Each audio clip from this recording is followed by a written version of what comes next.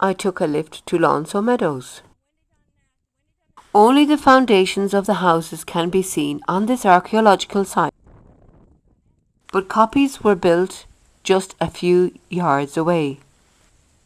Lonsdale Meadows was a pre-Columbian settlement, but this settlement was not erected by natives.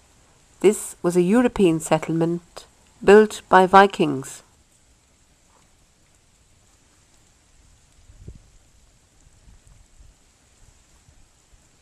Not because of the architecture I viewed this busy hospital in St. Anthony's from the outside. I viewed it because it is a part of the Grenfell Museum, as I got informed.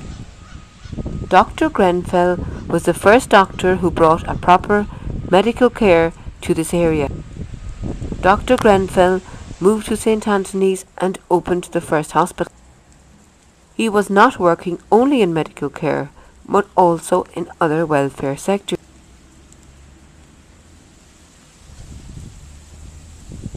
On the way to the Labrador ferry, I discovered this garden. People in Newfoundland create gardens beside main roads. If you cycle or drive the Viking Trail, you discover leaning houses. The Labrador ferry sails not directly to Labrador, but to Blanc-Sablon in Quebec. But the boundary to Labrador is just 2 miles away. Lons Eau Claire was the first village in Labrador I cycled through.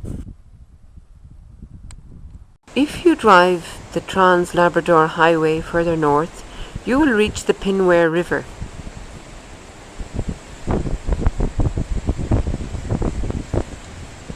The final destination of my Labrador jigsaw was Red Bay. As I got informed, this place was founded by Basques. The inhabitants of Red Bay lived on whale hunting originally. The visitor centre in Red Bay was already closed despite I arrived on the 1st October. Not only national parks belong to the national park system, as I guess, but also 80% of the historic sites which are called National Historic Sites. But I did not discover more sites in Red Bay except this deserted children's playground, which seems from a scene of a post-civilization movie.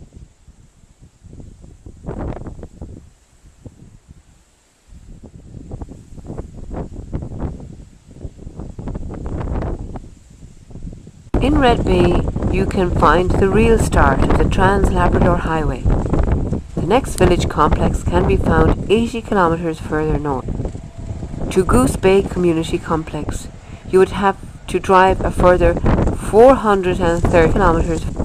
Between the complexes, you can find only wilderness.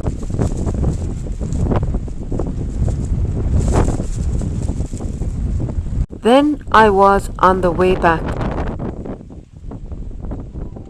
As I read on an information board, the only commercial greenhouses of Labrador are in Capstan Island, at least the buildings which are left.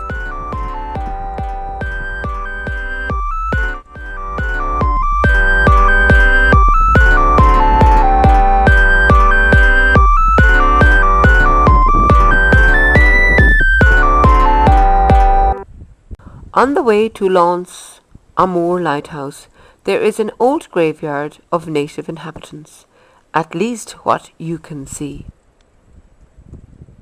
Lance Amour Lighthouse was the only site between Red Bay and Blanc-Sablon which was still open. 3 days later, it was closed for the season. Lance Amour Lighthouse is the second highest in Canada.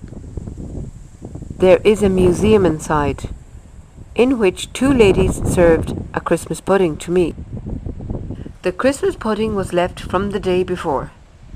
It seems to be a tradition of national park workers to celebrate the end of the season with a Christmas party even in September or October.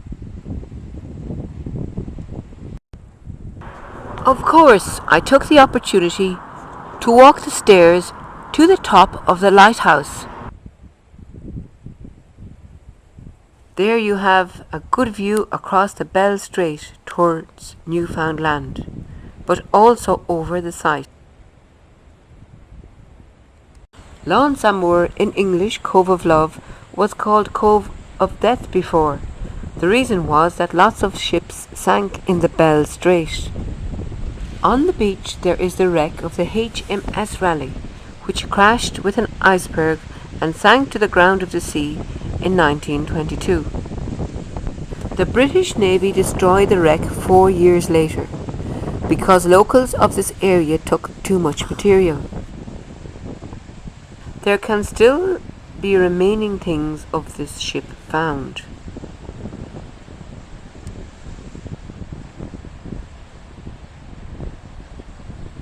A few bridges in region are paved with wood.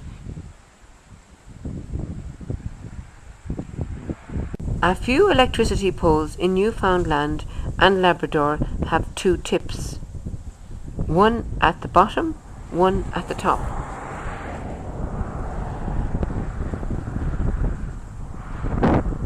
The people in Newfoundland and Labrador store their wood in a form of a tent. There are kilometre scales beside important roads in Canada. They appear every 10 kilometres. Then I reached the border to Quebec again.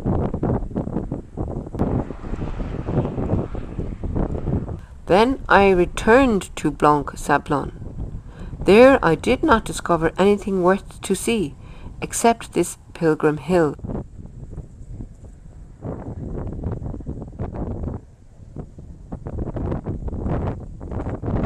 In Blanc-Sablon, I spent the last night on the mainland of Canada. 2 Quebec chairs were placed on some sites of this primitive campground. They give an opportunity for couples to enjoy themselves at cracking bonfire. Back to Newfoundland, I continued my journey on the Viking Trail towards south. The night in Blanc-Sablon before was a frosty matter. There, I made a lunch break at a small fisherman village on the way to Port au Choix. The village seems to be used more for working than living. It seems that quite a lot of fishermen of Newfoundland make their living by hunting lobster. You can see a lot of lobster traps which are stored beside the road. As I got informed, Port au Choix was firstly a settlement of the native, later of the French. On this National Historic Site there are not only historic sites, but also there is a geological formation at the coast. Here on this place the native had settled in the past. Unfortunately, you cannot see hardly anything. In the Port au Choix Visitor Centre, I met a ranger who works there only in summertime. During winter, he works as a bicycle mechanic in Montreal. The National Park Organisation added a few additional days to the season because Canada was celebrating its 150th birthday. Because I had strong wind against me on the way to Cowhead, I made only a short stop at the Arches Provincial Park. There are information boards which tell you how nature makes these arches. A second short stop I did at Parsons Pond, a typical Newfoundland fisherman village. Back to Rocky Harbour, I took a whole day to visit the Gross Mourne Trail. Clouds covered the top of the Gross Mourne in the morning, so I decided to go the lower part of the way. Even without the opportunity to reach the top of the Gross Mourne, the trail gives you good views to the countryside.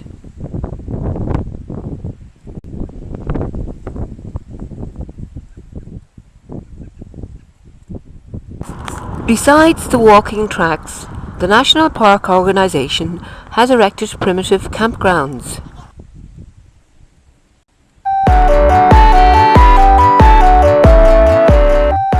Of course, with open-air toilets. Let us have a look.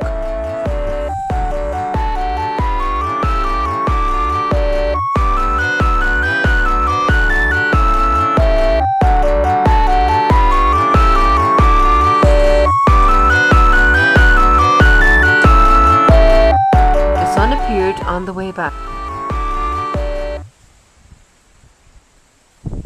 During the day, the clouds opened the view to the top. So I went to the top straight away. Finally, I reached the top. There is a Canadian flag on the summit. You can write your signature on it. The following day, I said goodbye to Gross Mourne National Park and the Viking Trail. I had a last view to the tableland. I stopped at a water plant close to Deer Lake. Its pipes offer you a refreshing shower, which is recommended to take in summertime.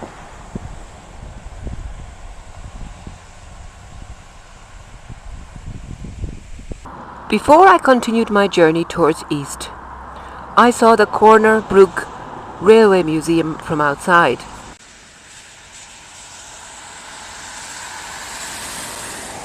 A wildlife protection fence has been erected beside the Trans-Canada Highway. Inhabitants of Stephenville area have erected a stork nest close to Stephenville Crossing. From there, I finally started to cycle in direction to St. John's via Burgeo Highway. The Burgeo Highway is a lonely route which connects the little town of Burgeo with the Trans-Canada Highway. Besides the Burgeo Highway, you can see a lake which is named Silver Pond. I left the Burgeo Highway just after the Silver Pond, and I took the gravel road, which is called Buchan's Resource Road. The Buchan's Resource Road connects the Burgeo Highway with the Buchan's Highway. When I was on this road, about for 1 hour, I got a big accompaniment of midgets. Because you go through moor landscape. And there is a kilometre scale also, but only for the first 27 kilometres.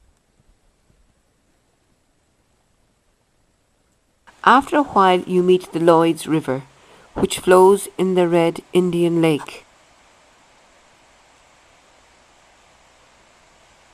You can see also a waterfall. The Red Indian Lake area is a popular hunting area, as I saw and heard. It took me 1.5 days to cycle this road completely.